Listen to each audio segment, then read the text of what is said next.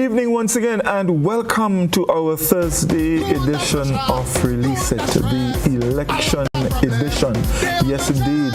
We welcome all our viewers of GBN Television 711, our listeners on K105 FM, and of course our friends on the GBN's Facebook page and YouTube channel.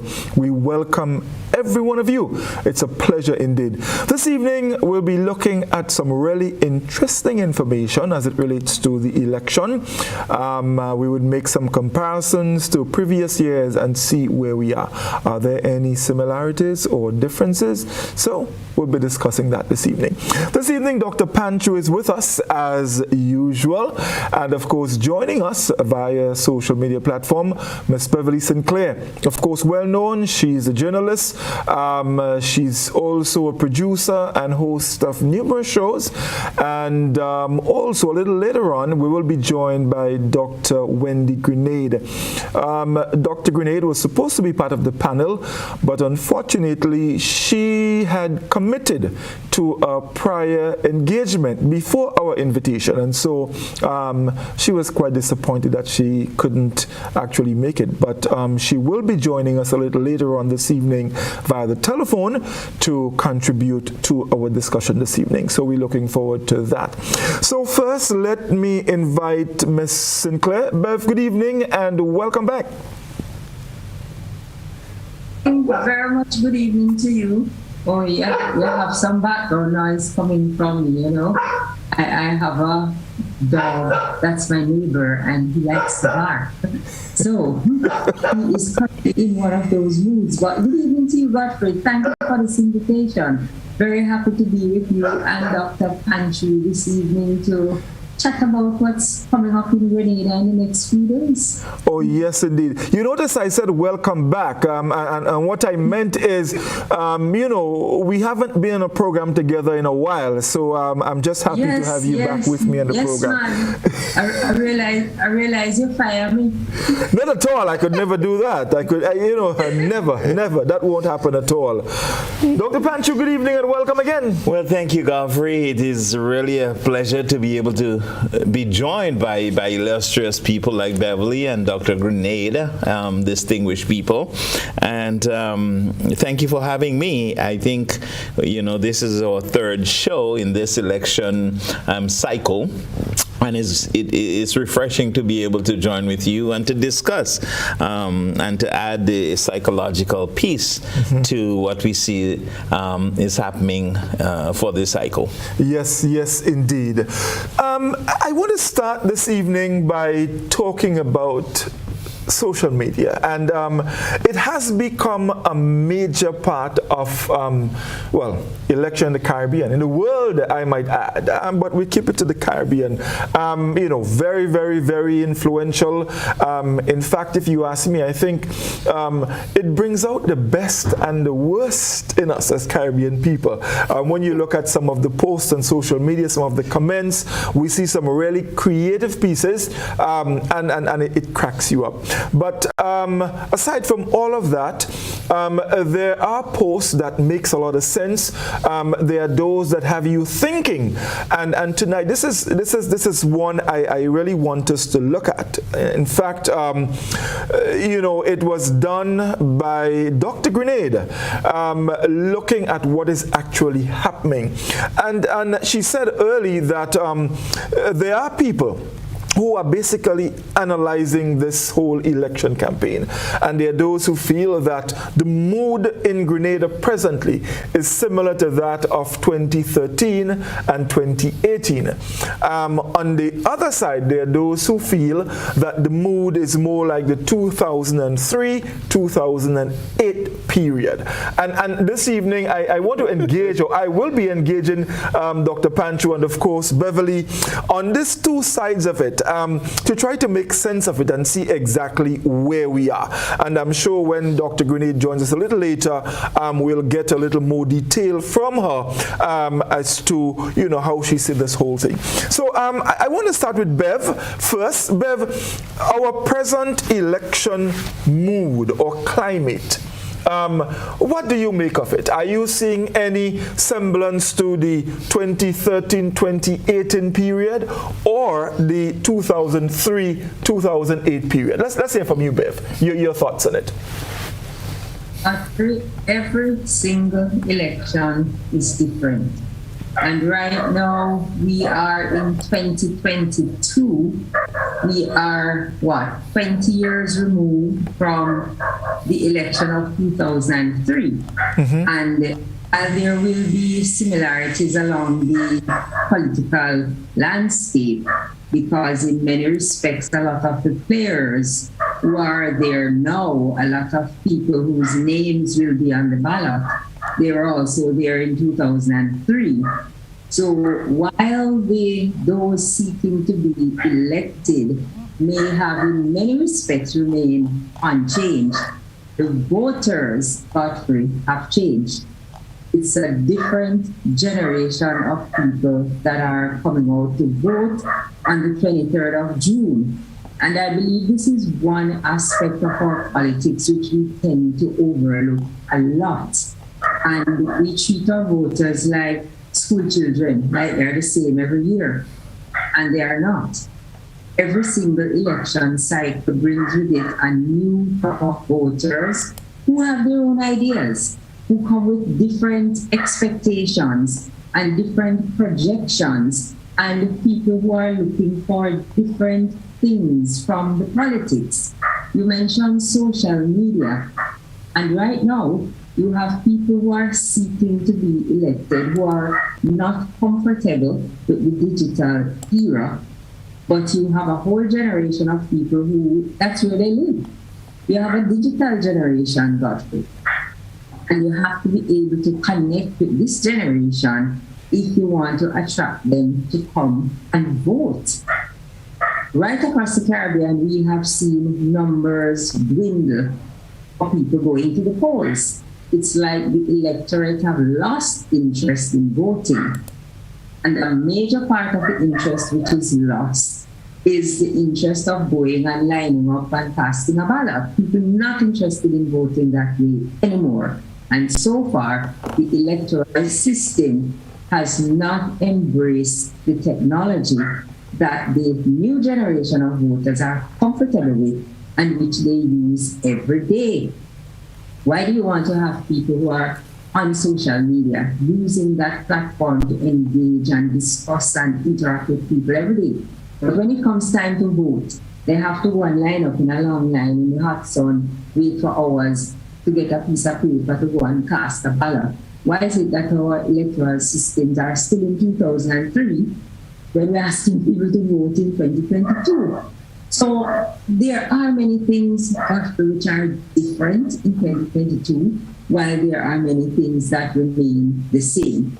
I still see the same old style of campaigning among some of the candidates who are seeking to get elected. Same old style, nothing changed, nothing different, nothing new. Whereas some of the new people who are coming on, you do see a difference in the way they are approaching the electorate and speaking with the people that they are seeking to engage as voters. So I look at the comparisons in different pockets. It's all these little pockets that are going to make up the whole. And we will see how that will play out on the 23rd when you have the new voters mixing with the old voters, the new candidates mixing with the old candidates, and the people who are going to come out to support a digital era, who are going to come out to support what they see as going into the future, are people who are going to support what they traditionally support and just vote according to tradition, to use back that word, instead of making a change and advancing to something different. So it will be very interesting, and I'm looking to see some of the issues from 2003 are still there. So those are going to play out in the election as well. So when we look at 2003, 10 years later to 2022, a lot has changed, a lot remains the same.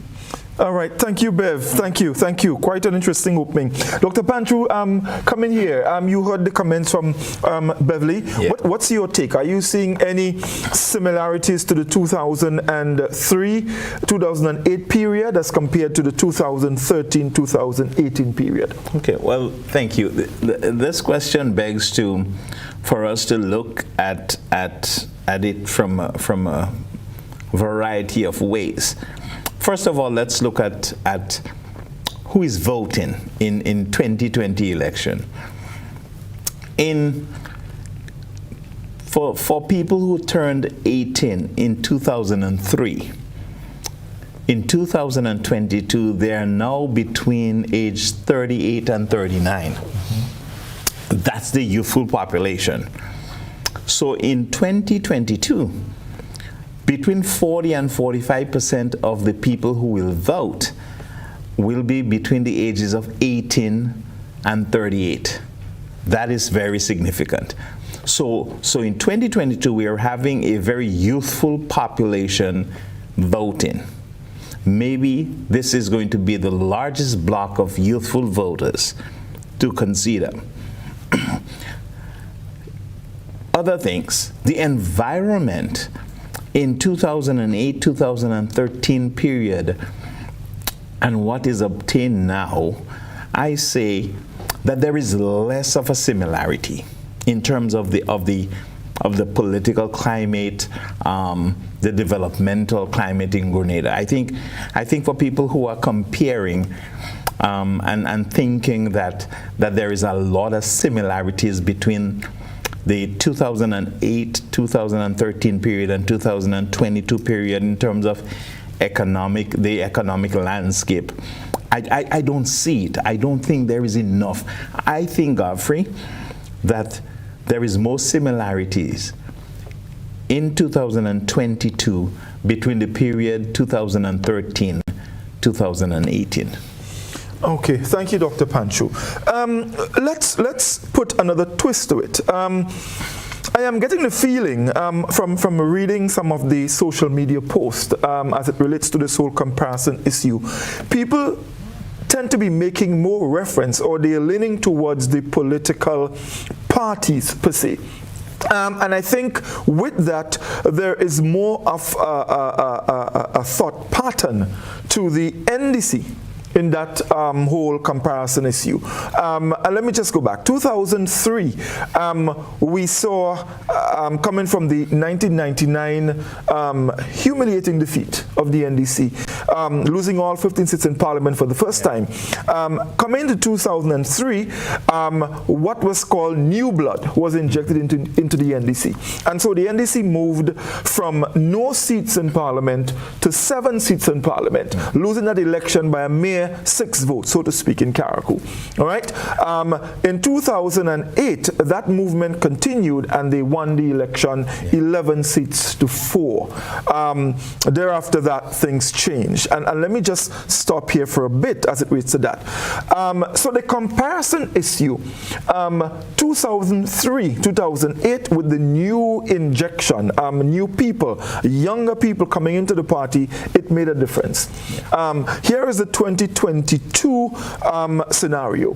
Again, after 2 humiliating defeats, new blood is back in the party. Mm-hmm. And I think we can all agree that even some of the despondent NDCites who felt that at one time, the party had no way going, we should see a new party. New blood is back, and the party supporters, they've been re-energized, and I think we must agree that they have created an impact. And I think this is where the comparison is. Bev, your take on this first, and then we go back to Dr. Panchu. Yes, definitely. The NDC has been reinventing itself, cycle after cycle, I would say, with each election cycle. Whether they have won or they have lost, you see the party going through changes. And that could be analyzed to look at whether or not it has been good or it has been bad for the party. Political parties, Political parties are what form the basis of the government, and I will throw in, unfortunately, because people really should not be voting for parties. They should be voting for proper representation. And I don't know that over the years, political parties have taught us that they give us the best representation. But be that as it may, Godfrey, it's what we have right now, and it's what we're working with. So you mentioned the gravitation towards party. People do gravitate towards the political parties, and invariably it's because of who leads the party that will cause people to gravitate towards the party. If they believe that this person can lead the party and they see this person as someone who can lead the government, then they will gravitate toward the party, and the party will get, they build the support on the ground and build up that kind of momentum, and they will attract votes. Coming into this election, we do see the NDC again remaking and reshaping itself, and seem to have found something that has again resonated with the people and offered something to which people will gravitate and say, yes, we're supporting the NDC again. But what has been proven over the years, Godfrey and Dr. Pancho, what we have seen over the years is that support for the NDC tend to be very fickle. They say, okay, we're energized, we're excited, we support the party, we come out and we vote, but people have over the years, election cycle to election cycle, seem to be very intolerant of the NDC, and they do not suffer any mistakes that they make at all. So they are quick to gravitate and run towards the NDC with renewed hope and vigor and passion and all the expressions, but they're also quick to judge them and cut them down and say, look, we didn't sign up for this, we won. So that is how I'm looking at it, and thinking of the NDC to say, in my thoughts, to say, okay, you have again attracted attention, people are again walking behind you. What are you as a party this time to ensure that the support is not fickle, but that it is grounded and that people will be there with you, as we say, through the thick and through the thin? Dr. Pancho. There is no question. There is no question that there is a renewed energy that is now attached to the NDC, National Democratic Congress. There is no question, and I think to compare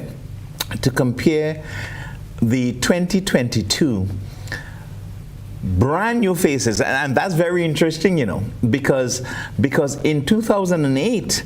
You had some veteran politicians being part of the NDC, Peter David, Ali Gill. And I think the caliber of people in 2008 is vastly different to what is obtained in 2022. However, there is no question that the youthfulness of the current slate of candidates in 2022 for the opposition is energizing the base of the party, and maybe they're energizing a number of the new youthful voters. Remember, between 40 and 45% are between the ages of 18 and 38. These are a significant number of people that will determine the direction of the election this time.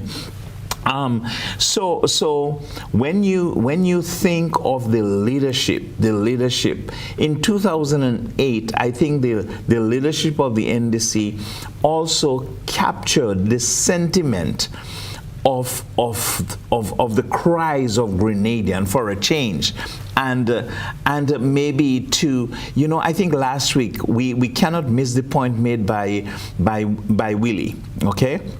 when he talked about in 2008 being a ripe season when people felt disenfranchised and the election was geared towards dealing with corruption under the NNP. And I think, the briefcase issue became a really great platform for the NDC. But this election cycle in 2022, there is not that sort of political meat, as it were, for the opposition to pounce upon as an indictment against the ruling party. Well, Dr. Panchu, let me be devil's advocate here and challenge you on this. Maybe the issues are different, but there are some issues that we're hearing the opposition or people who are opposed to the NNP raising. Leading up to the election, then there was the issue of Grenlec. Very, very, very in the air now, the issue of the teachers, their pension, the public workers, and all of that. And as I mentioned, Grenlec, the workers, we're hearing that they're going back, taking industrial action. So in the heat of the election campaign, there are issues, right? So maybe not the same, but definitely there are issues. There is some discontent with the ruling administration. And so I think not only because of the new injection of fresh faces, new blood into the NDC, that is not the only reason for gravitation. There are people who feel, look, man, NNP has made some errors. The issue of the oil is still wrong. Yes, the Prime Minister did give some explanation, and I do know that there are plans to continue to explore the possibility for natural gas. But there are some other issues that are in the fore. Whether the NNP has done a good job of dealing with them is yet to be seen. But on the other hand, Dr. Panchu, you mentioned the voters of 2022 are different.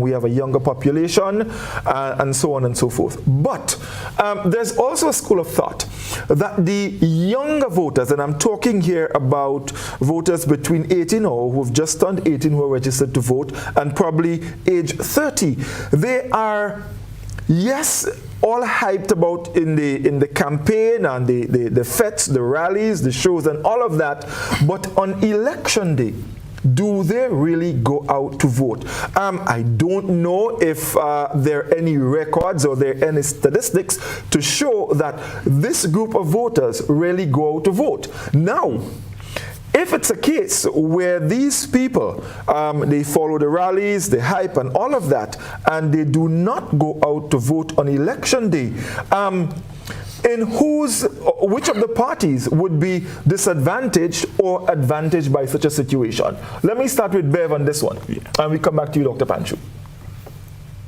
Yes. The younger voters, I mentioned it and hinted at it earlier in some of my earlier statements. Younger voters would love to be able to pick up their smartphones as they do every day and have an app or have something where they can just vote without having to go and join a line to vote.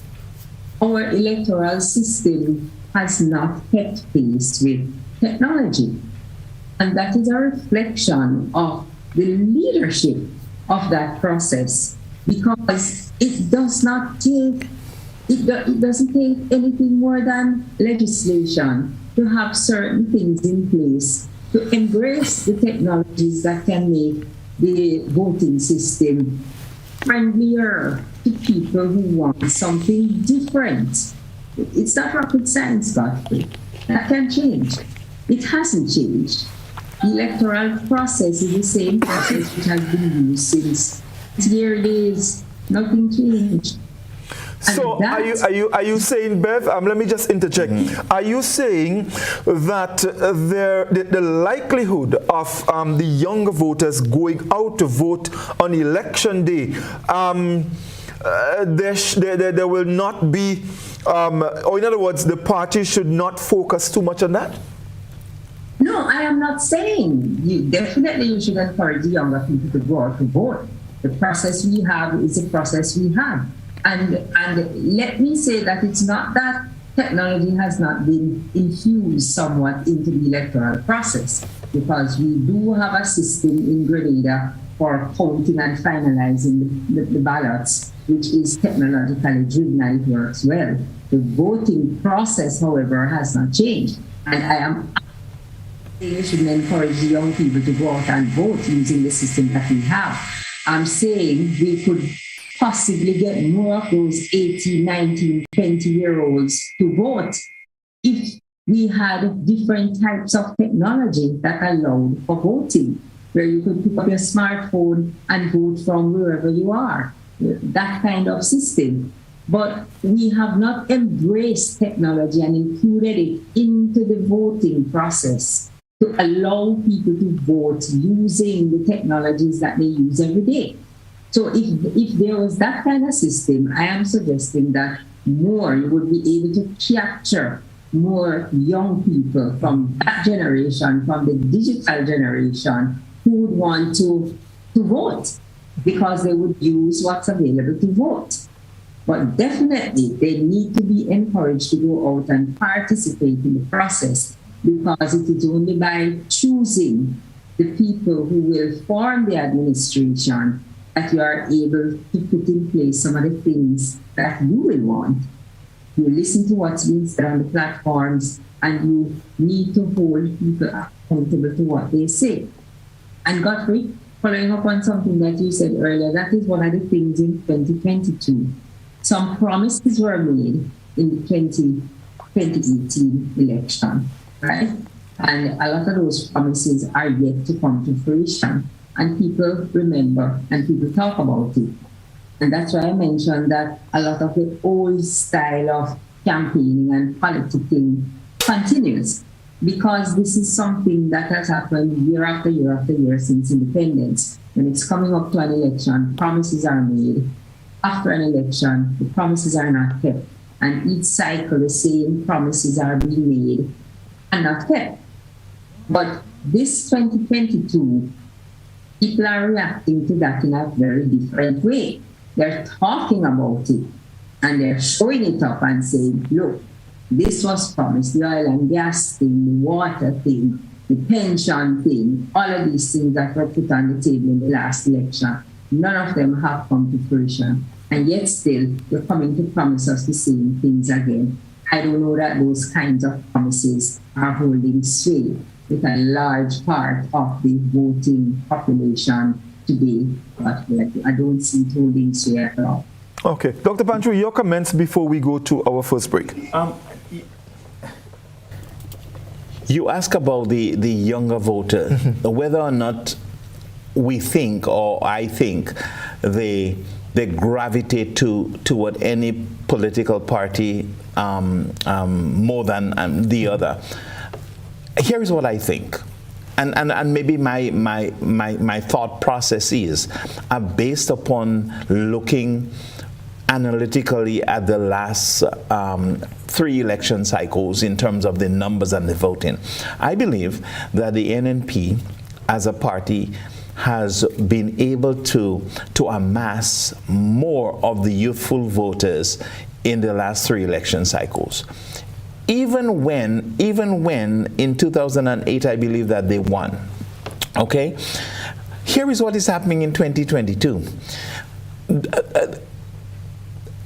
All of the young people. Now, last week we were looking at it, there is about 9,000 new registrants. And all of these, of course, well, not all, but the majority, maybe 99% of them, are the 18-year-old and the 19-year-old now, right? Here is what is happening. These young people are coming from a majority of homes that are NNP. This is going to be significant, you know. I am of the opinion that, let me go back before I state this opinion. The NDC has proven to have a base of about 20,000 people, thereabout. Okay? No, that's a lot of people. And if you can energize your base, as I think they're doing right now, I think the base of the NDC is energized because of the leadership that they have proposed for this election cycle. They're fresh, they're new, they're exciting, they're well-spoken. And that is a good thing for the base.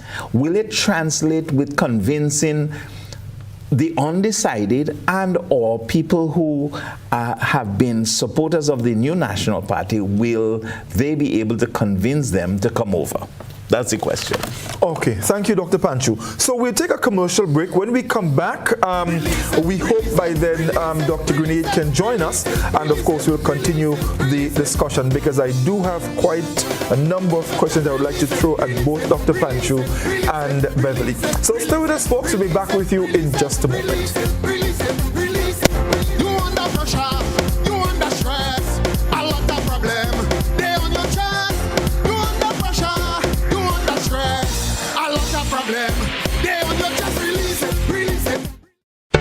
The most anticipated family fun-filled event on the GBN calendar is back. The Maggie King of the Grill. Join us on June 4th at Montrouge. Be part of the culinary masterpiece as the best grillers on island compete for the coveted title of the Maggie King of the Grill.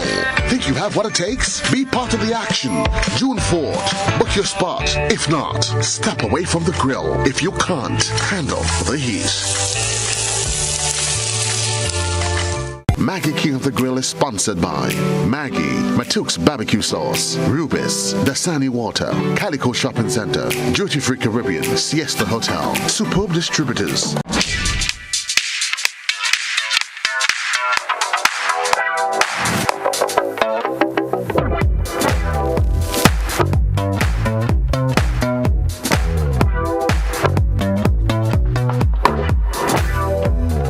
Distributed by Calico Trading, Frequency St. George's, telephone number 439-9239.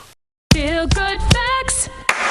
Help prevent cold and flu by washing your hands with soap and water for at least 20 seconds. That's the time it takes to remove most germs. No soap and water? No worries when you've got alcohol-based hand sanitizer.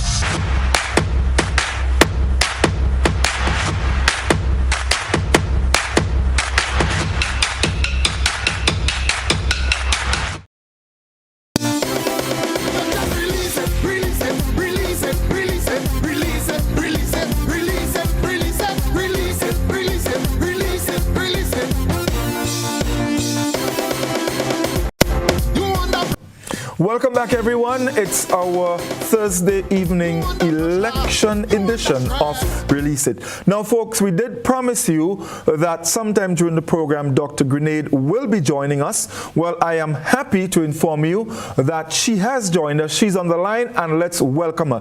Dr. Grenade, good evening and welcome to Release It. Good evening, Godfrey, and good evening to your panelists and to your viewers and listeners. Interesting discussion. Thank you very much. Dr. Grenade, I have been reading a social media post that you did a couple of days ago, and it really got my attention. I found the information there very, very interesting, and so it's practically the topic of our discussion this evening. And we would like you, and I'm sure if you were following, you heard Dr. Panchu's and Beverly's comments on some of the issues that I raised. I'm inviting you now to talk a little bit with us about the information and how you see the similarities and differences of the two periods, 2003-2008 and 2013-2018.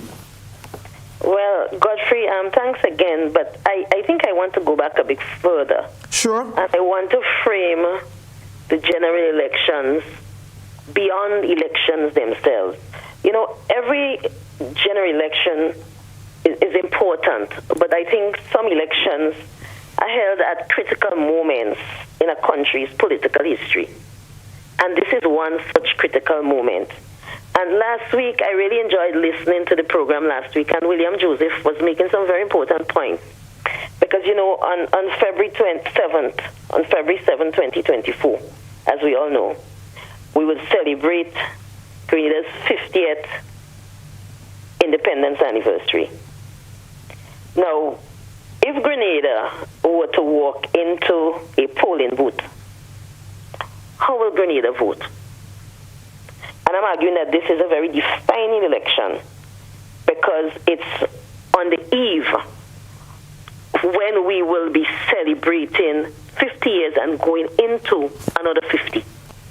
So there's some serious issues that I want to raise around that, but I want to just point to some of the sort of salient points from the elections from 1984, if you would permit me to go back, Godfrey. Oh, definitely so. Because I think in terms of voter turnout, for example, whenever there is a critical juncture in Grenada's political life, and that means when something is happening in the society, voter turnout is relatively high. If we look at 1984, for example, it was after the revolution had imploded. It was 85.3%. People turned out and they voted. In 2008, when the NDC had injected new blood, and I know you all were speaking of that earlier, and the electorate was prepared to vote out the NNP, voter turnout was 79%, again almost 80%. In 2013, when the electorate was disappointed with the NDC and was prepared to vote them out, the voter turnout was 88.6%.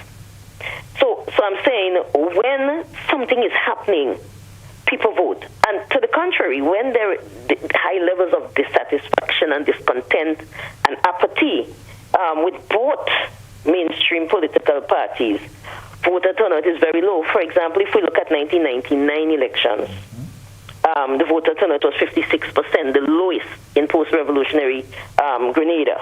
So is 2022 a critical juncture? What is new and what remains the same? And can the Deacon Mitchell factor be considered something new and different? Are we seeing an NDC that is energized? Because my contention is whenever the NDC injects new blood into its heart, the electoral competition is stiffer. And if we look at 2003, if we look at 2008, and I know Dr. Panchu was saying that recently, we had a stiffer competition. And let me just go to some of the figures. Because we have a first past the post-electoral system that really distorts the electoral outcomes. For example, if we go back again to 1984, the NNP under Herbert Blaise got 14 seats with 58.6% of the vote. And the GLP got 35.9%. And if we come closer, in 2003, I think it was the closest where seats were proportional to votes. The NNP gained 47.7% of the votes, and they got 8 seats. The NDC gained 45.4%, and they got 7.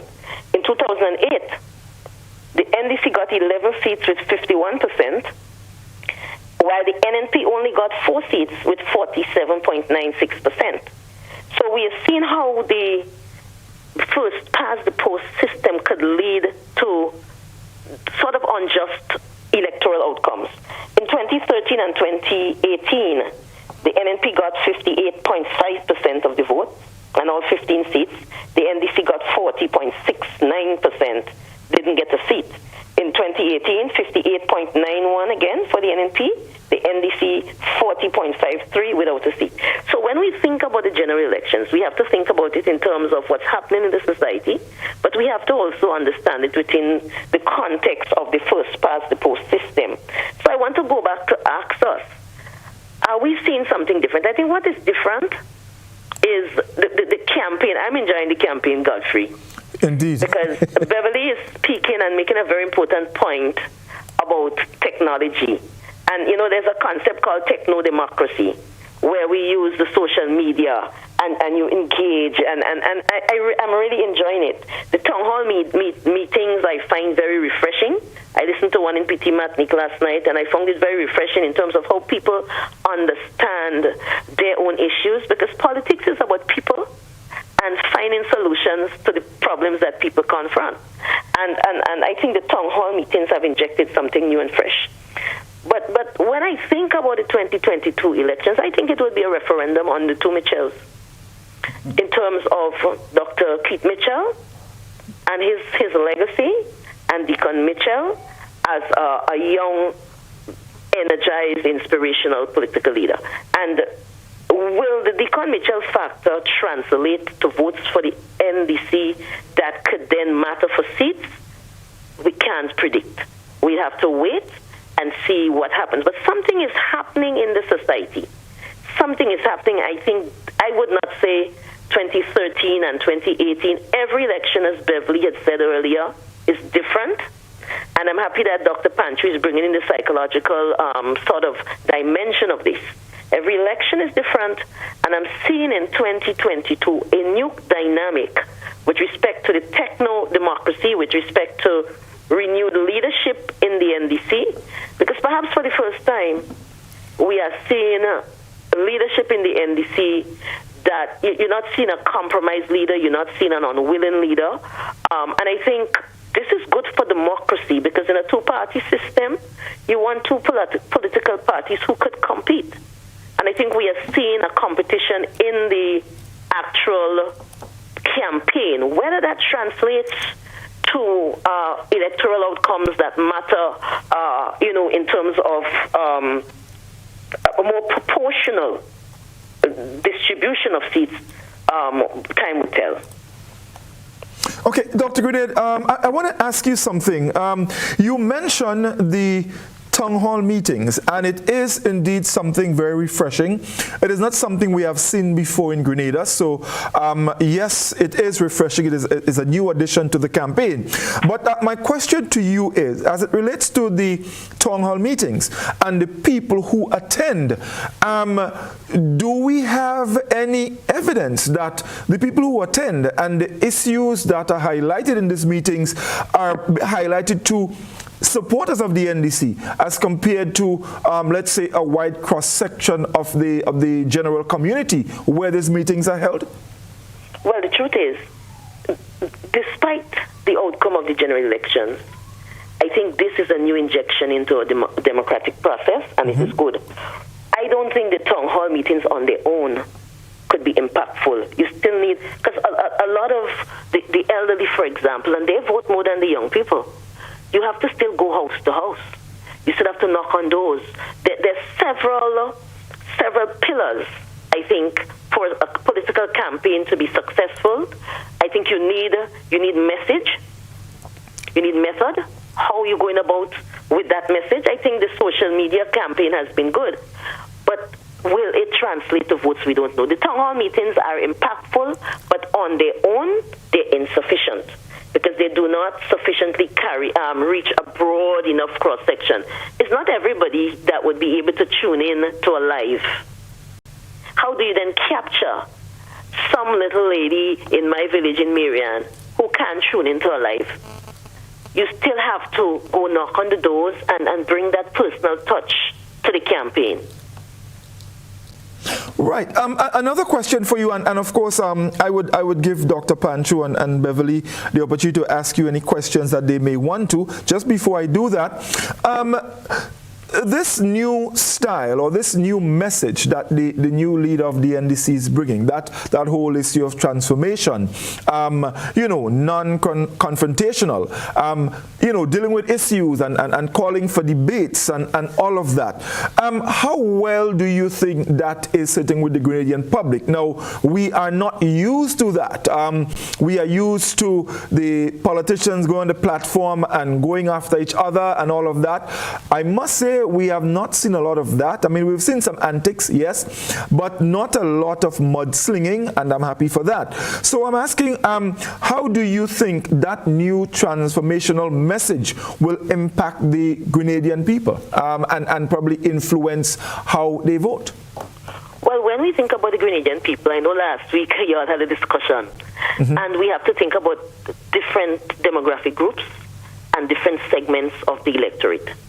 Now, the base of the NNP and the base of the NDC, they have decided how they're voting. But when we think about the new voters, when we think about the almost 20,000 voters who did not cast, citizens who did not cast their votes in 2018, we say, how is this resonating with them? And for me, I find it quite refreshing, because as a student of democracy, I'm saying, my goodness, not since the days of the PRG have I heard a political leader with big ideas in politics. You know, why can't Petit Martinique become a hub for renewable energy in the Grenadines? That's a big idea. I think we've moved away from dreaming about what our society should be. And for me, it's quite refreshing, because it brings a kind of new freshness to the politics. Whether that could translate to votes and seats, I can't say that. But it is healthy for democracy in that it takes us away from the mudslinging and it injects issues into the political landscape. So the political competition lifts itself from a certain level. And I would go back to ask the question I asked in the beginning. If Grenada were to walk into a polling booth, how would Grenada vote? Would Grenada not want to hear about issues that concern her? Whether it's that gentleman in Petit Martinique last night saying, why can't gravel and concrete have a depot in Carriacou so that we don't have to pay such high cost for gravel? What would Grenada want? Some would argue Grenada wants stability and continuity. Others would argue Grenada wants change and transformation.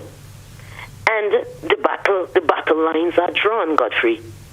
And we would see on the 23rd. But what is healthy for democracy is that we are seeing a political competition where both parties are vying almost on an equal basis in terms of trying to convince the electorate that they are the government, that the party that should form the government. Okay, great. Don't go anywhere, Dr. Grenade. Dr. Panchu, Bev, I'm sure you will want to throw a question or two at Dr. Grenade. Who is going to go first?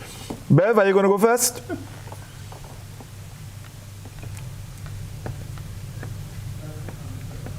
Yes, she is. Muted there. Certainly, and good evening to Dr. Grenade. It's very good to be in your company here on this discussion.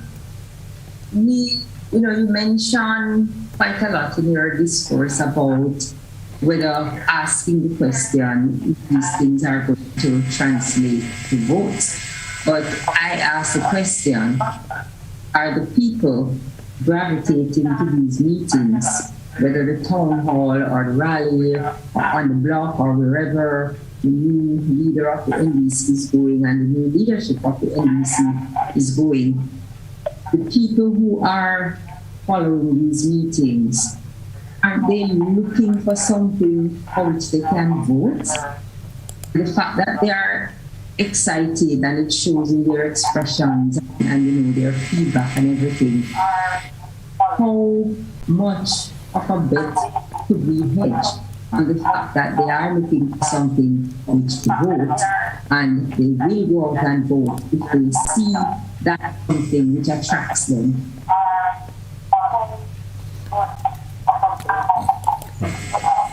Well, go ahead. No, you can go ahead, Dr. Patrick. Yeah. Well, Dr. Grenade, thank you for that beautiful piece just before Bev spoke. I agree with you that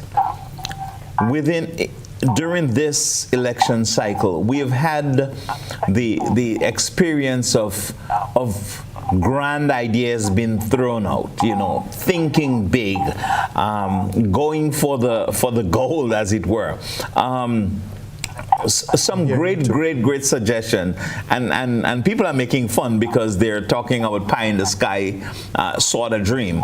I agree with you to the extent that we have to look the political will to develop Grenada must look beyond the very obvious and the mundane and venture into risk-taking and venture into grand ideas. And I think this is one of the hallmark of this campaign and the new look NDC's party, there is an insightful, bigger thinking, pie in the sky, if you were to think that, ideas for people to look and to analyze. And of course, some of them are maybe really just pie in the sky and to bring an applause. But I agree with you, certainly many of the ideas that are coming forward from the new NDC party is asking in the town hall meeting for people to think bigger than the obvious. Okay. Dr. Grenade? Yes, let me just, right. I heard both Beverly and Dr. Panchu, and thanks for the comments and questions.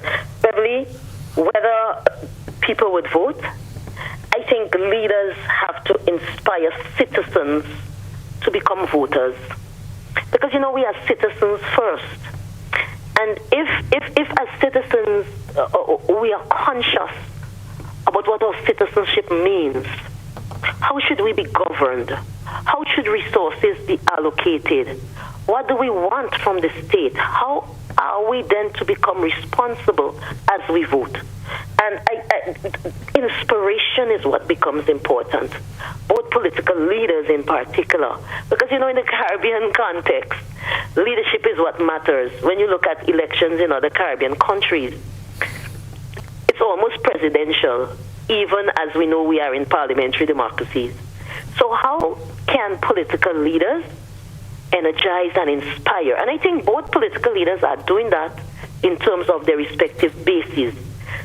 At the end of the day, given the first past the post system, we would see how all this would play out.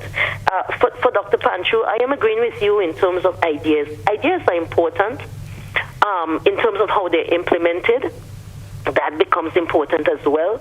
But we have to first start with an idea. We have to undergird our politics, our economy, our society with big ideas of who we are, who do we want to become. And when we start with big ideas, then we can put plans in place. We can't have planning and implementation if we don't have vision. We have to dream. We have to see beyond where we are. And we have to want something more.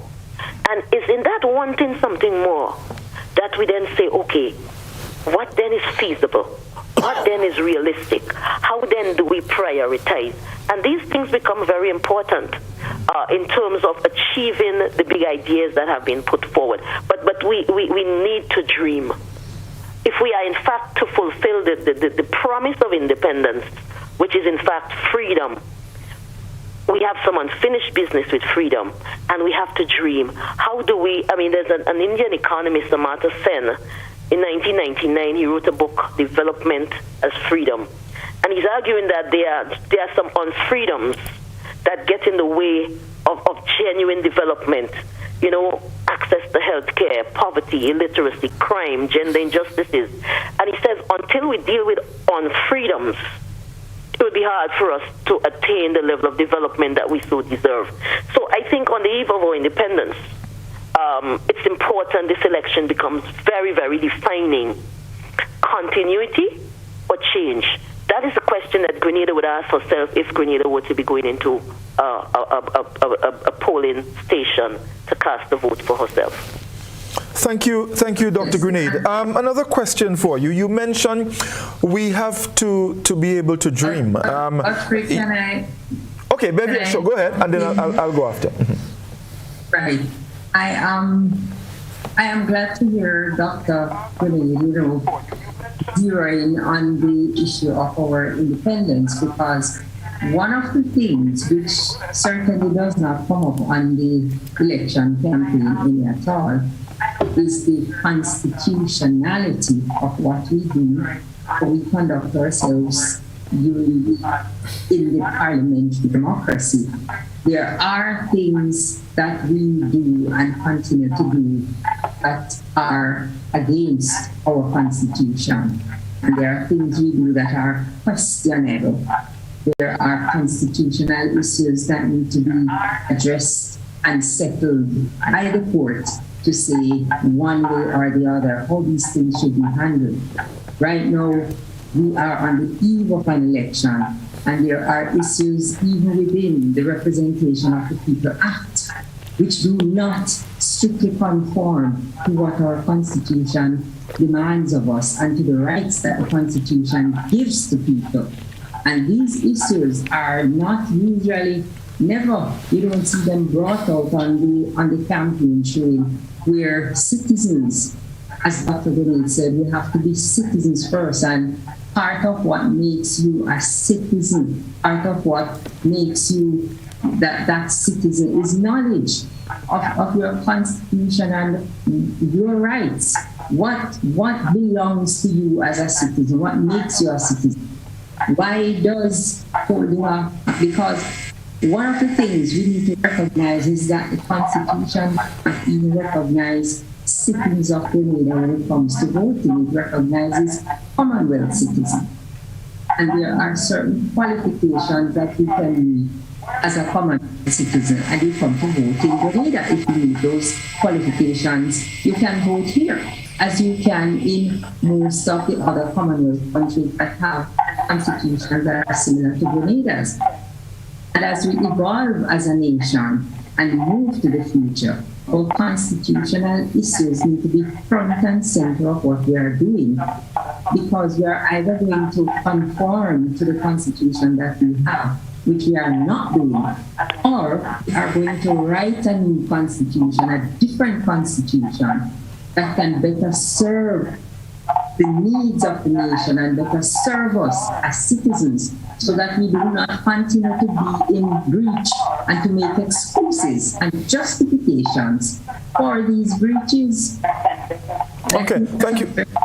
So that we need to be paying attention to in this, even now in this campaign, and certainly beyond the campaign and after the votes are counted.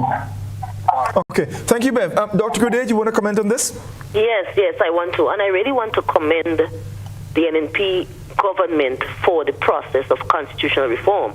I think the NDC dropped the ball between 2013 and 2018 when they did not support constitutional reform in terms of, term limits, in terms of electoral reform, in terms of the name of the state, in terms of, there were several things that I think if that constitutional reform process was successful, we would have seen a more enhanced democracy. And I think the NNP should really be commended for, in fact, putting before the people. No, it wasn't a perfect process. There were some flaws, obviously, but I think there was enough in it for us to start a conversation, and beyond a conversation, some concrete things that we could have put in place, fixed dates for elections. It wasn't perfect, but I think that was one of the fundamental mistakes of the 2008 to 2013 NDC, in that they did not support the constitutional reform process. So, Beverly, I think I agree with you fully. Constitutionality becomes important. We need constitutional reform, and I hope this sort of new look NDC will again put on the table the whole question of constitutional reform. But even if we don't have constitutional reform, we need to have accountability. Citizens must hold government officials accountable. I would want to see the town hall meetings continue. Whichever political party forms the government, I would want government representatives, public officials to come to people and say, okay, let's hear from you. Keep us in check. It's very healthy for democracy. So I'm agreeing with you, Beverly, in that constitutionality is very important, and we need constitutional reform, and I would want to really see that put back on the agenda frontally, because the electoral system, our whole political system, there's a lot that we can do differently and better if we change the architectural design. We know that the cultural change would take very long, and I know Dr. Panchu perhaps could talk about that better than I can. But we can do something with our institutions, and we can create a different kind of constitution that reflects our own realities in the 21st century. Thank you, Dr. Grenade. I just want to bounce back on something you said prior to Bev's comment when you spoke about dreams and promises. And I agree, we need to dream. And of course, in the process, as it relates to the politics, when we dream, that results in promises, and promises are made to the people. And a lot of people, they vote based on promises. Over the years, the Grenadian people have been let down a lot. Through promises. Now we are talking about dreaming, and we are hearing some ideas, and we're hearing about things that parties will do if they get elected or if they are re-elected. We're hearing all of that. Could that kind of thing, based on the fact that we've been let down in the past by both parties, as it relates to promises made, could that be a deterrent to people going out to vote this time around? Notwithstanding the fact that, yes, there's some issues with the ruling administration and, of course, the re-energizing of the NDC. But in all of that, people do not forget. People remember. And so do you think this whole issue of all these promises, and I think Dr. Panchu mentioned we're hearing about pie in the sky and all of that, could these or could that be a deterrent to people on June 23rd going out to vote? Yes, it can be, and I think it's the elephant in the room, the whole question of trust. For both political parties for different reasons. I think a lot of people may be remembering the period of 2008 to 2013 when they felt disappointed, when perhaps, things happened that they questioned the sort of way in which the NDC governed. And I think the NDC has to ensure that it learns the lessons from the past, even as I think the NNP as well has to examine and reflect and ask, how can we remake ourselves and learn lessons as well? So lessons become very important, and trust between society and state. So promises must be realistic, and I want to separate the whole question of vision and dreaming with governing and the realities of a small island developing state. It's still important to dream, but it's also important to when governing, be honest and say, you know what, we have to prioritize. We have to do things in phases.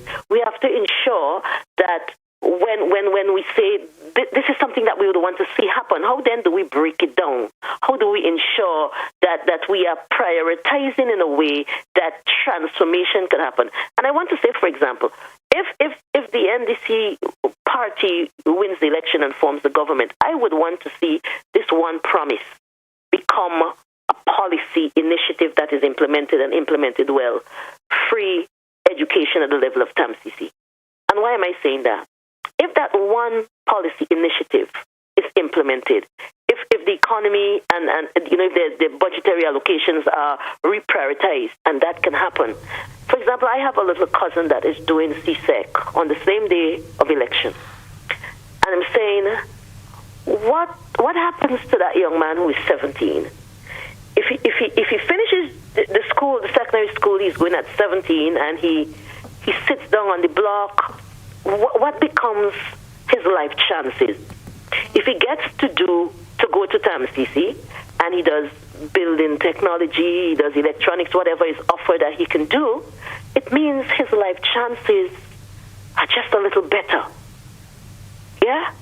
So if that one promise could become policy, that could have transformative potential for the Grenadian society. How do we reprioritize becomes the issue. Well, I can tell you this. One party is saying, let's take Grenada forward. And the other party is saying, you need to keep Grenada in safer hands. And I'm going to throw it out again to you, Dr. Green. I don't know if you can answer it or you want to give it a shot. Which one of these messages will people go for? Well, when you say people, last week you all had a good conversation on people. They are different demographic groups. Different groups have different interests. The elderly, the young, as Dr. Pancho was speaking about, the middle age, depending on where people are. In the social media piece that I put on, I spoke of the NNP baby bloomers who have grown up. Dr. Pancho is saying that they all would generally vote for the NNP because they are in NNP households. I don't think so. I don't think they would all vote for the NNP. I think some of them are questioning. They're saying, we are now growing up and we want more. We want to ensure that we are not working in jobs with our master's degrees and don't have job security. They're saying, I would have done, some young student may say, I did a degree and I studied governance and I studied constitutionality, and why are resources being allocated the way they are? Why would we have party people giving out contracts when should this not be in a ministry? The baby bloomers are questioning governance because the same thing happened with Eric Gary and the NGM, and this is not an ideological moment, but it's a moment where we're talking about shifts. And the children in Garyite households said to their parents, yes, he took you from the plantation, but we want more.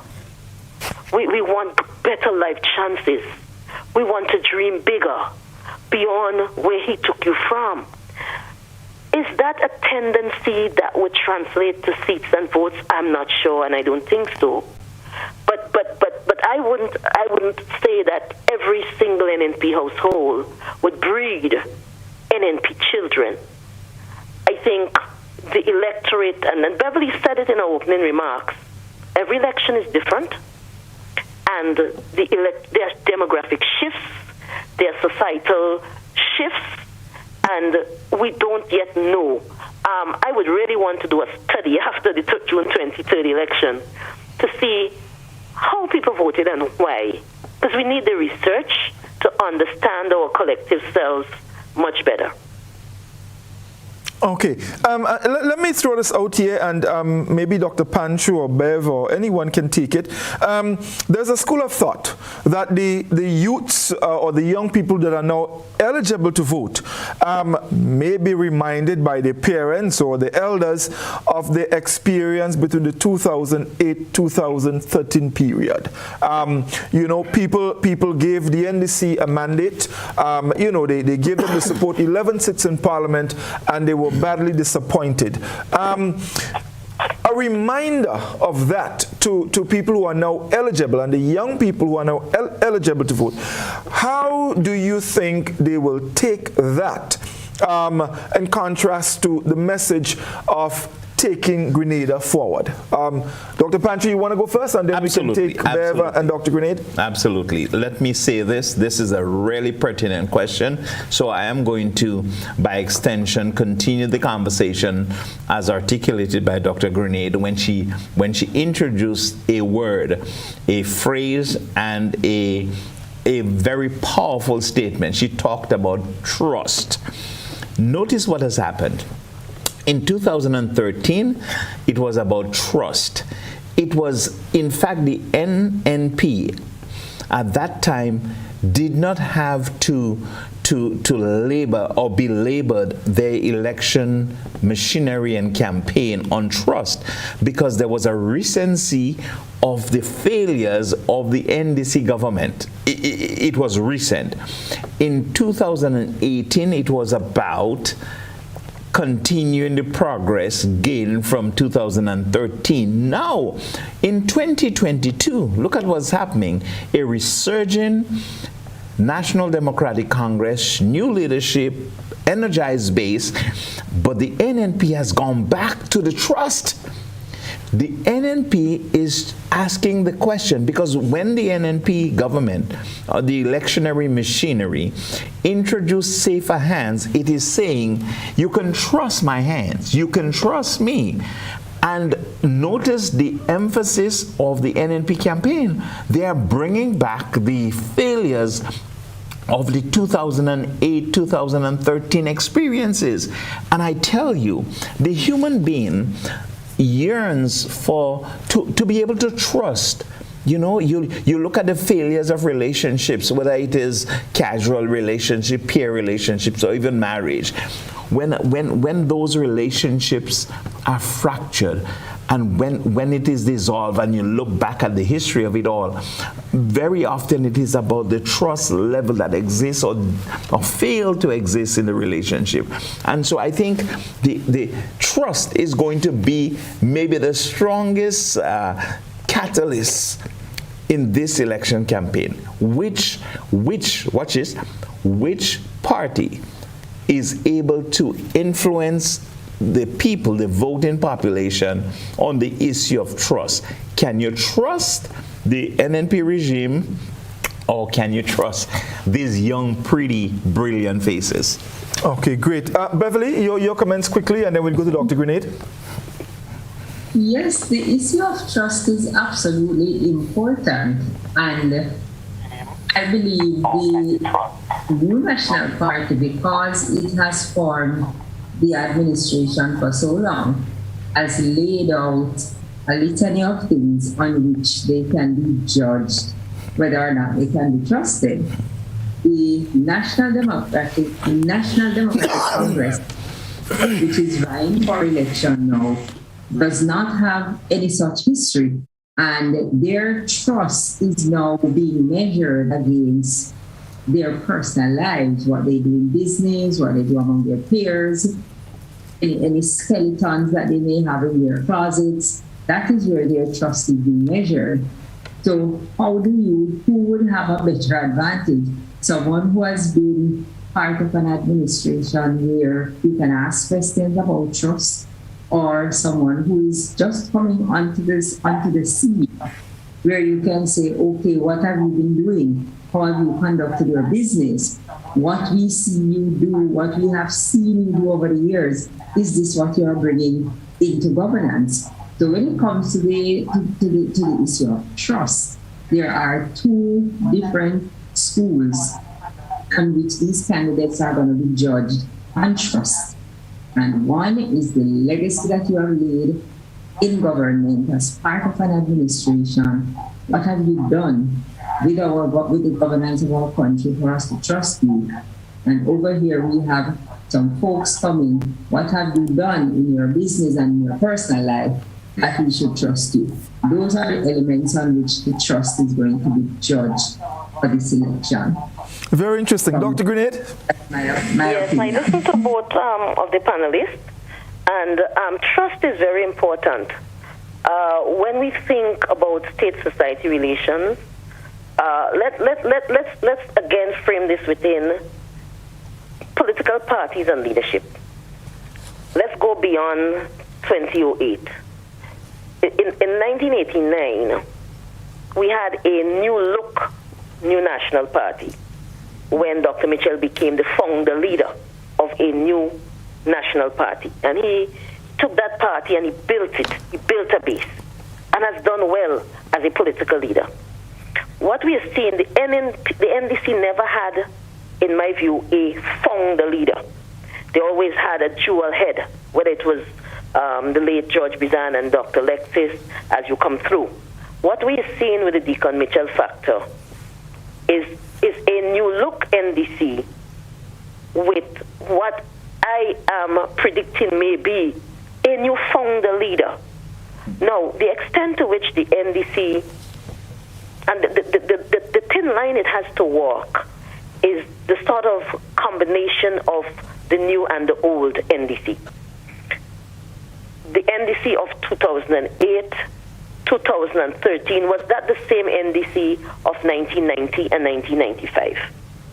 The NNP of 1984 to 1989, is that the same NNP today? when we think about trust, I want to link trust to political leadership and regime changes and administrations, and as they come and go and as they remake themselves. This does not deny that the NDC has some work to do to convince the sort of voter who is on the fence that, look, we made some mistakes. The NDC of 2008, 2013 did make some mistakes, and they have to frontally admit that and show us how, in fact, these mistakes will not be repeated. So that, yes, would be on the minds of voters. But Dr. Panchu, if Grenada were going into that voting booth, Grenada had some things to weigh up. The question of trust and the question of transformation. And it may just boil down to that. Yeah. If we're saying we are voting on the question of trust, we say, okay, we have some difficulties. We are afraid because we remember. If we're voting on the question of where does Grenada need to be as it goes into another 50 years, will we vote transformation or continuity? And these are some of the questions that as we as citizens become voters for one day, we have to ask. And these are difficult questions, and we would see the outcome. I can't predict. Okay. Excuse me. One final question, and it's, I want to call it a man on the street question. Dr. Grenade, Dr. Panchu, Beverly, there's a saying, we know what we have, but we don't know what we're getting. Let's put this into context here. I could go quickly first. Yes. I think really and truly, I smile when I hear the song. I think it's a catchy song. But really, from a psychological perspective, I think that song is a statement of restriction and less venturing out, protection.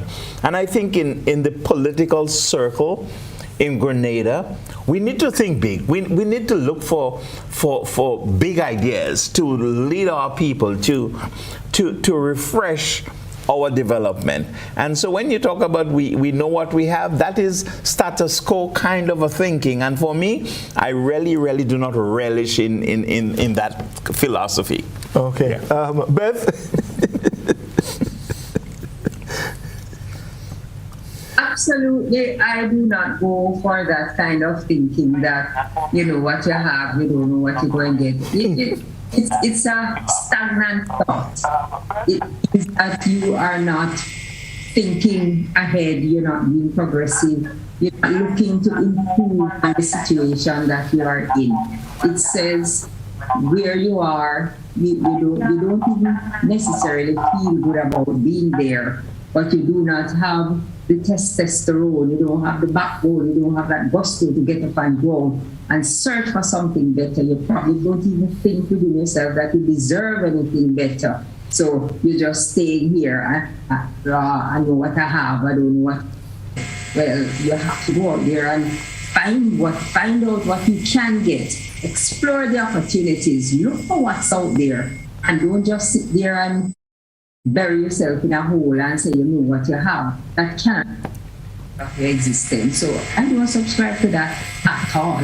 I believe that as a nation, as a young nation, we certainly have to push our own boundaries, expand our horizons, and dip into the wealth of talent that's among the people of Grenada so that the nation can grow and abound. You can't sit in one place and say, you know what you have, and expect the nation to move forward and to prosper, and expect individuals to move forward and to prosper. That can't work. That ain't gonna work. You know? Bev, you might be surprised, Dr. Grenade. Godfrey, I'm really enjoying this discussion because I think any society that is progressing is growing forward. Yeah. You know, if I'm speaking to a young person and the person says to me, well, I can do better, this is what I know, I would look the person in the eye and say, but you can do better if you believe that you can do better. Mm-hmm. And inspirational leadership becomes important.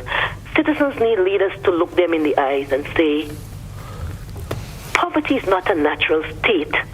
Yeah. You can do better. You can shape a future that is different. And this is where we're at.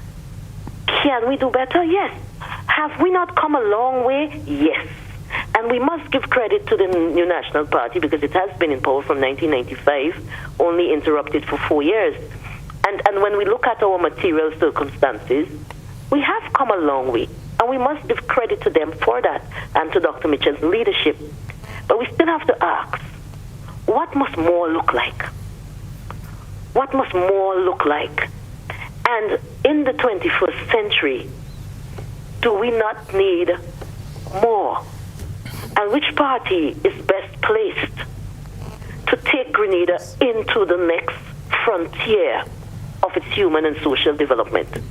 Which party is best placed to sort of inject new life into our health system? Which party is best placed to ensure that our education system thrives and that young people find their place where their life chances are better? I don't have the answer.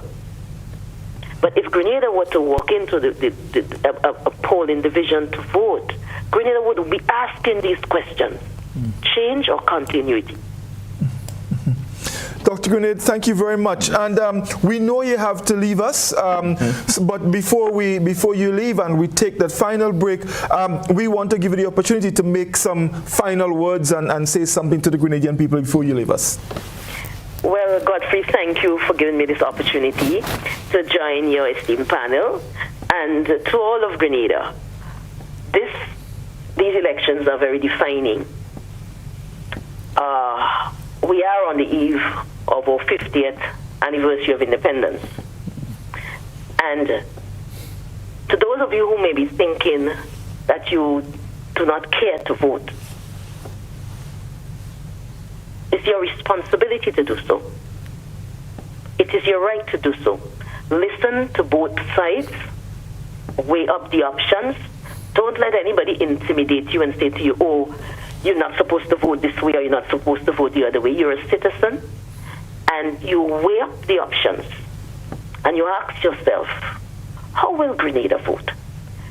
Sometimes we think about our own interests as we vote. But sometimes we have to think collectively. What do we need? We need serious healing in our nation. We need reconciliation. We need to move beyond, politics of divisiveness. We need to come to a place where we can enter the next 50 years standing strong, growing forward. So however you choose to vote, whether for independence or the NNP or the NDC, vote, because it's your right to do so. But vote as an informed citizen. Remember, you're a citizen before you are a voter. You get to vote for one day, but you're a citizen for much longer. What does your citizenship mean? And how can your vote enhance your citizenship? Good night, Godfrey and panel, and to all of Grenada, good night. Dr. Grenade, thank you so very much. And let me just tell you that there are loads of comments on our Facebook page. I'm really appreciating your contribution. So we thank you very much, and do enjoy the rest of the evening. Thank you very much. Folks, we're going to take our final break. When we come back, we open our telephone lines, and of course, we'll engage you with your contributions. Stay with us. Don't go back. Don't go anywhere. You under pressure, you under stress. A lot of problem, they on your chest. You under pressure, you under stress. A lot of problem, they on your chest. Release it. When you need your prescription filled or you require non-prescribed medication, supplements, or all your personal needs, visit Gittins Healthcare at locations on Wall Street, Grand Anse, Victoria Street, Granville, and Central Deputy Street, Wharf. Gittins Healthcare aims to provide an exceptional personalized pharmacy experience. Additionally, children under 5 and adults 55 years and over will enjoy 10% discount on purchases of $20 and over on prescription medication. Stop settling for less. Visit Gittins Healthcare, where your health is our priority.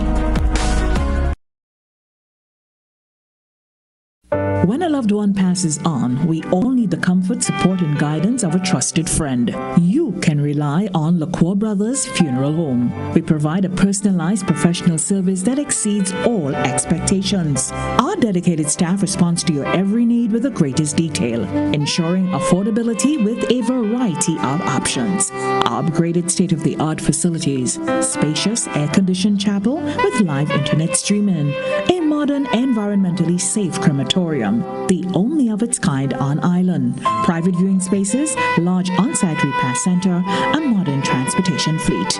Join our burial society today and make personalized arrangements for that final moment.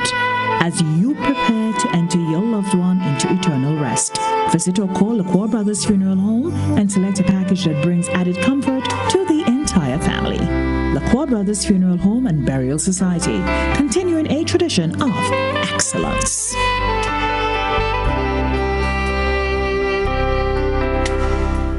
Feel good facts. Remember, if you have flu symptoms, do the right thing and stay at home to avoid giving it to others. Remember, you can be infectious up to a week after developing symptoms, so rest up and take it easy.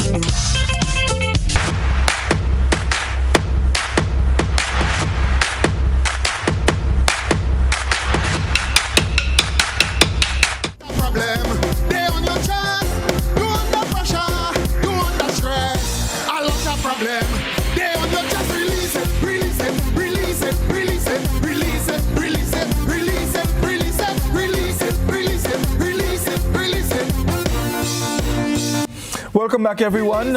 It's Release It, and of course we'll be engaging in our telephone number 440-1252. The number is up on the screen, so you can give us a call. But before we go there, Dr. Panchu, Bev, now a very important part of election happens after we vote. The whole issue of governance. And I want us to just make a little comparison here. The NNP, they are in office. They've been in office for many, many, many years. So they are, most of the people who are there are very familiar with, what is involved.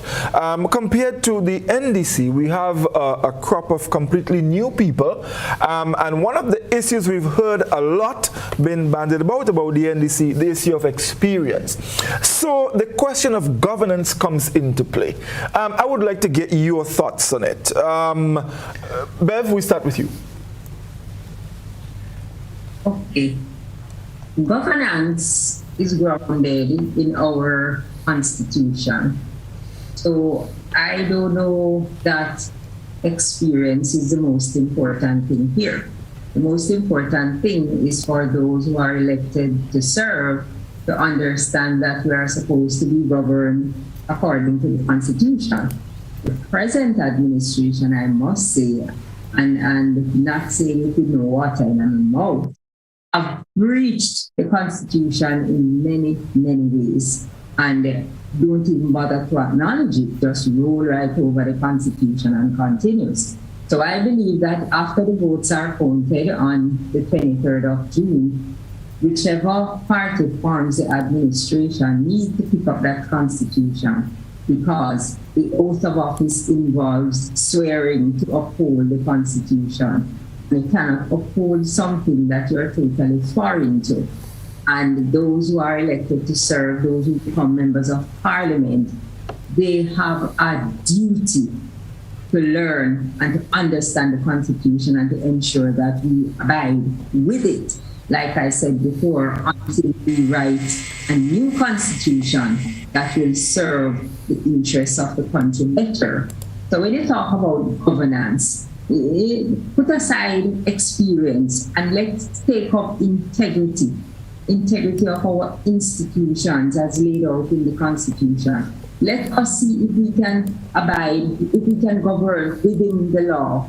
Let us see if we can cut out double standards. Let us see if we can create the kind of society. And I'm not talking euphoria here. We know that we do not live in a perfect society and we do not have perfect people in places. But let us see if we can abide and govern within the laws so that at least the society can be fair and just and that people can feel like they can go to the source of all governance, which is the Constitution, to ensure that their rights are protected, to ensure that public officials are doing what they should, to ensure that there is some modicum of an authority in the country that keeps us on an even keel. And we're not just a country that is governed by decree, or the people who are elected get up this morning and feel like they want to do something and they just do it. So when you talk about what happens after Godfrey, I am very passionate that we should ensure that governance is within the law so that our society can be as just and as fair as is possible within the current constraints that we have. Thank you, Bev. Dr. Panchu, this year of governance, and Bev made some very important points, ensuring that whatever is done within the confines of our Constitution and laws. But, going further, citizens, they want to see things happen. They want jobs, they want education, they want better health care, all of that. And like I said, not putting aside anything that Bev has said, but in relation to all of these things, Dr. Panchu, when you weigh it in terms of experience and youthfulness, where are we? Godfrey, I do not have a problem with inexperience and youthfulness as in specific reference to the current list of candidates for the NDC.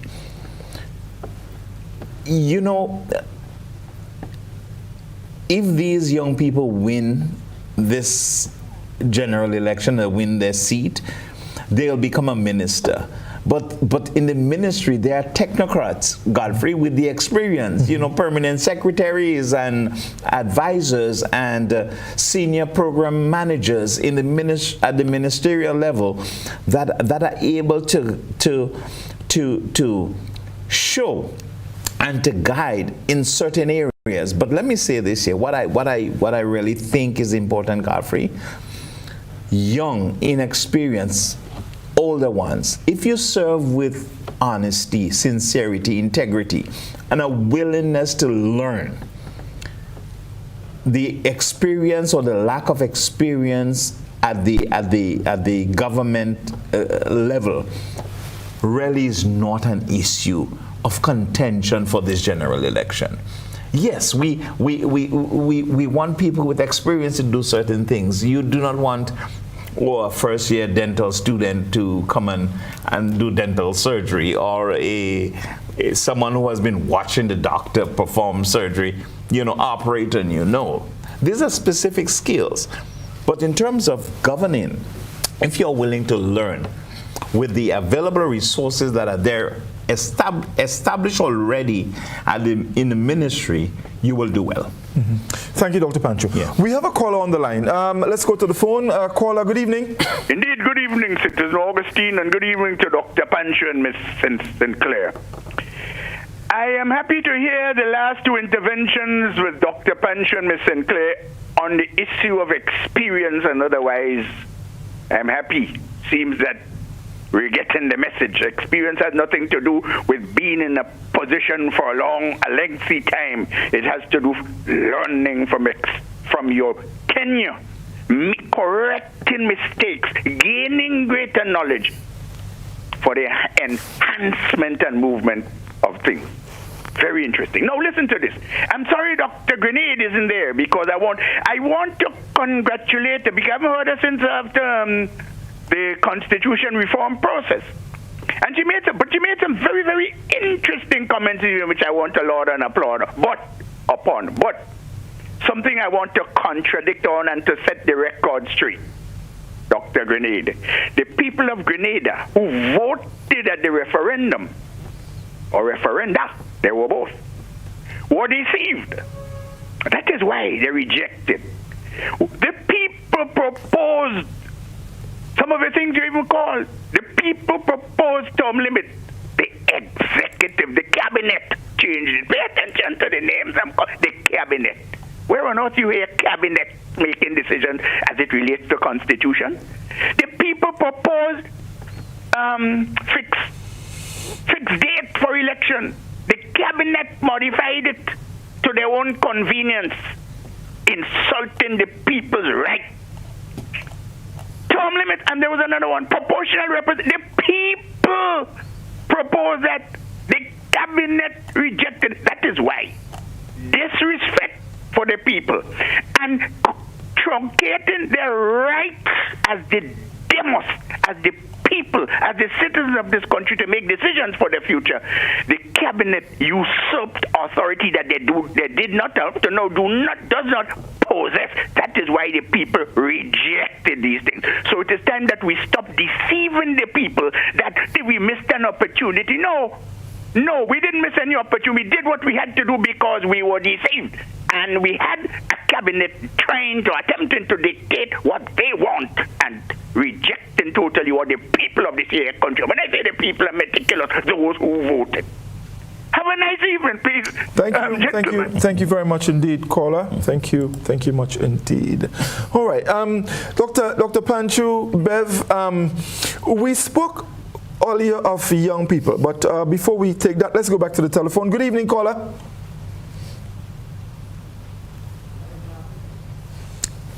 Do we have a caller online? Yes, Hello. good evening, caller. Yeah. Yes, good evening, Dr. Godfrey, Dr. Panchu. Hello? Yes, good evening, caller. We hear you. Yes, I'm all for experience, but certainly a person should be able to learn from their mistakes. What's the point in having experience and you keep repeating the same mistakes over and over and over from one term to another? Dr. Mitchell himself admitted that he was conned 3 times, putting Grenadians in a debt that they never got any benefits from. So where does the experience come in? I'm all for a group of young people who are transparent and accountable to the nation and who would learn from the experience and move Grenada forward. Thank you very much, and God bless. Thank you very much, caller. Thank you very much. Dr. Panchu, Bev, you want to comment? Oh, well, I agree with the sentiments of this caller. I have already articulated my position on the quest of many or some to insist that to be elected to an office, you need to have experience. I think if you have the willingness to learn, you have the drive to change the lives of people, all the other stuff that you have done or we have done in our lives will augment the desire to serve and becoming a minister and or a servant of the people is the greatest achievement in life, I believe. Bev, quickly. Well, that's one of the notions we have to get out of our heads, is that we're elected into any office, because we're not. We're elected to become members of parliament to look after the affairs of the people in the constituency who elect us. Yeah. Once you become elected, I mean, if you are given a ministerial position, then you serve as best as you can under the direction of the permanent secretaries and the technical people who know how to run the ministry. Yeah. But the election is to attend to the needs of the people in the constituency. And these are some of the things that we need to get into our heads as citizens, what we vote for when we go out to vote. We do not elect into office, we elect people to serve us. And that is what we want them to do, Godfrey. When the ballot is counted, and that's one thing I agree with Dr. Grenade, that the town hall meetings should continue after the new administration is formed, so that those who are elected continue to report to the people and to hear from the people, because that is their primary mission, to look after the needs of the people within the constituencies. Okay, thank you. We have another caller online. Caller, good evening. Good evening. Yes, good evening, caller. Go ahead.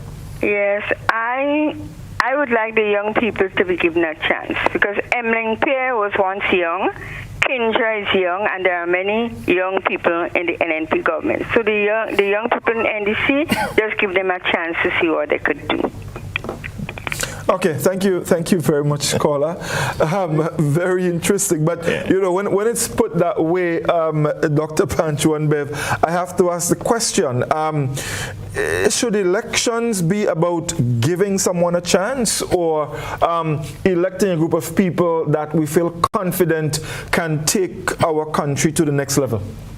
I think it's both. I think you know, I mean, if you listen to a couple of the candidates, they're actually, you know, and in politicking and canvassing for votes, what you do when you go to someone's home or the workplace or on the street is to actually introduce yourself and to ask them to support you. Give me a chance. That is the exact words that they're using. And so the caller that says, you know, give these young people a chance, maybe saying it in good faith, but let me also say that I believe that we should analyze the candidates and vote based upon your interest in the development of your constituency and in the interest of the development of Grenada.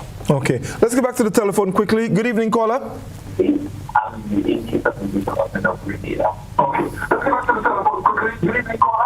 Good evening. Okay, caller, can you turn the volume of your device down and listen to us on your telephone, please? Yes. Hello, are you hearing me? Yes, we're hearing you. Go ahead. Okay, so I just want to weigh in on the issue and to say that it is time for us to go on an education, information, and heighten awareness campaign for the citizens of Grenada to help them to understand that they're not voting a party into office. You're voting a constituency representative, somebody who is willing and who has the interest of the people at heart and willing to serve the people. So it's not about, you know, in Grenada you see like people say, if the government come and they fix the road, and if they give my child a scholarship, and if they do the infrastructure and whatever, then I have to vote for them. No, it goes beyond that. Because these people, when they're elected to office, the parliamentary representatives, they're elected to manage the affairs of the citizens of the country. The citizens who are the majority shareholders have given them that responsibility. So there are some things that we ought to look for. They must have the characteristics. There should be some background checks. These are the new ones coming in. And also, we have to be mindful that these people, it's not about, you say, we want them to be transparent and we want them to be accountable and responsible. These yes. But we also want them to be answerable to the people for decisions taken on behalf of the people. We also want them to know that the people's voice must be heard in decision making that concerns them and the future generation. So it's not about these people doing you a favor, so you have to give them your vote as a favor back. It's nothing about that. Are they capable of managing the affairs of the constituency that they represent? Do they give accountability to the people for the resources of the people that they've been placed there to manage? And we find that there is a lack in our society. It's like you elect people to serve, they do what they want. They're not answerable to anybody. They take whatever decision they have to take. We don't know if the people's money that is placed in their hands, when it goes to. Another key issue that we have to start focusing on is campaign financing. In other countries, you must give the people an account as to where your money is coming from. You're under a microscope and scrutiny. Here, we don't have that. And you can't ask a question because it's the government in office business and people must ask them a question. So those persons coming into office, we want them to know it's not about you You are going there, you give to go there, you get and you go in there to give. You are going there not to seek your own interest, but it is the people's interest. It is the people's land, it is the people's resources. We placed you there. We must have a voice in whatever decisions are being taken for our interest. And may I say, Godfrey, it is time for us to awake as a people. I mean, you think about Grenada. Our foreparents, their blood, sweat, and tears went into allowing us to inherit this land. And it seems as if now foreigners have a greater voice, a greater say. The best of Grenada is going to foreigners. We're exporting the best of what we have to the foreigners. And we're importing so much of what is not even good for us.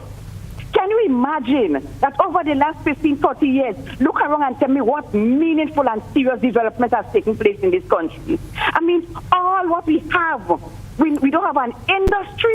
We don't have a manufacturing industry to manufacture anything. Mango in season, what we can still go to. Breadfruit, what we can eat, go to waste.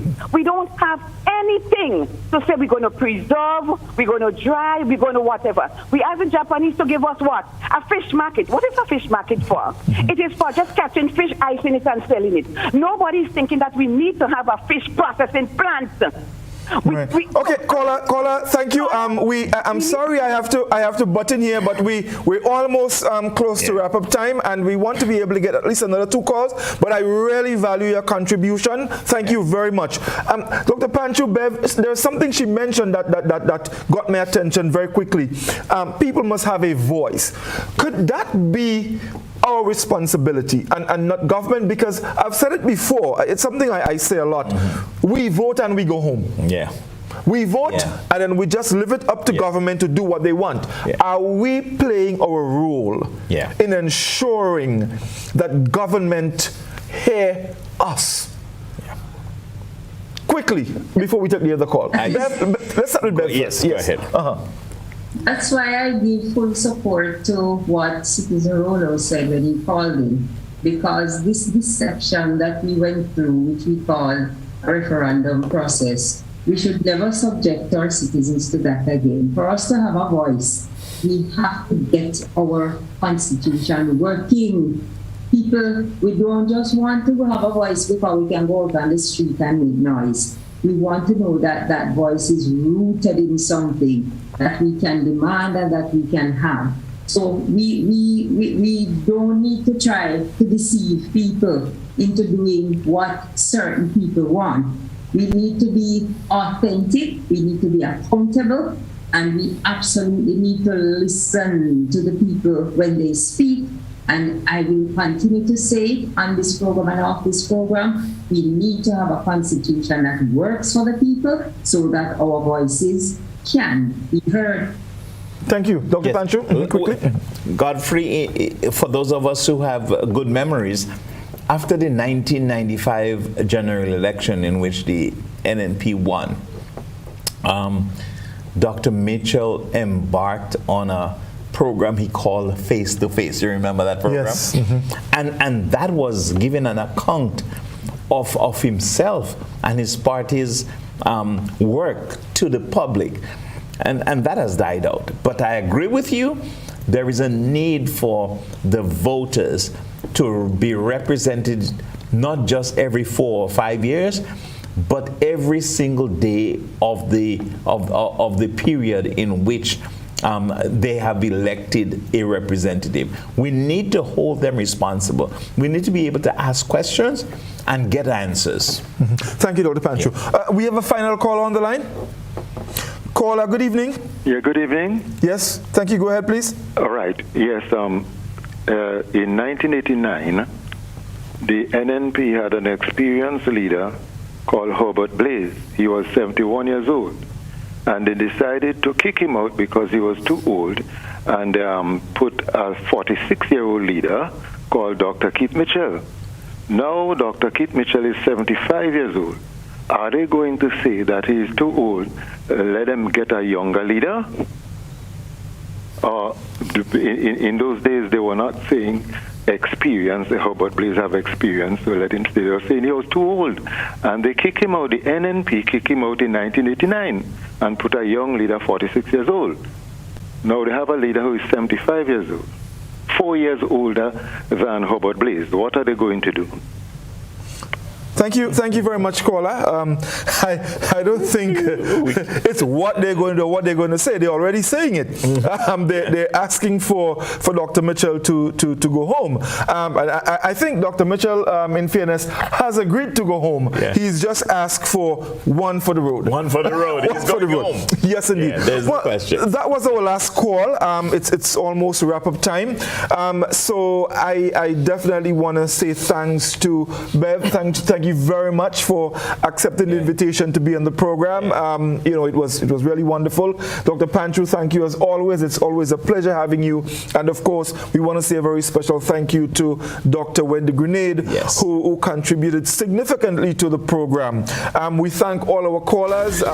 We thank those on the Facebook page for your contribution. We thank you very much. And of course, we really, really enjoyed hearing from you. Before we close, Bev, let me give you 30 seconds to make your closing remarks. Thank you very much for inviting me to participate in this discussion, and I'll certainly be continuing to watch the election campaign in Grenada and looking to see the outcome of the vote and what the people will decide to do. Thank you, Beth. Dr. Panchu? I want to end with the question Dr. Grenade asked. She was so brilliant again tonight. Thank you, Dr. G. What would more look like for Grenada? I mean, you look at all the developments, and some people saying, there is. Listen, there are many developments in Grenada. And the question she asked really is the question we want to ask Dr. Mitchell as we give him one for the road, or as he's asking for one for the road. What would more look like for Grenada? Dr. Pancho, thank you very much. I can probably tell you, just from pulling from both campaigns, we've heard from Mr. Dickon Mitchell and we've heard from the Prime Minister quite a lot. And if they were both elected into office, we probably might see a lot, but that won't happen. Only one of them, or one party, or one government will be elected, either the NDC party or the NNP. But we have to wait. Will the Grenadian people vote to take Grenada forward, or will they vote to keep Grenada in safer hands? That question will be answered on June 23rd. Thank you very much, folks, and join us next Thursday for our final Release It on election. Thank you very much, and do have a good night. All the best.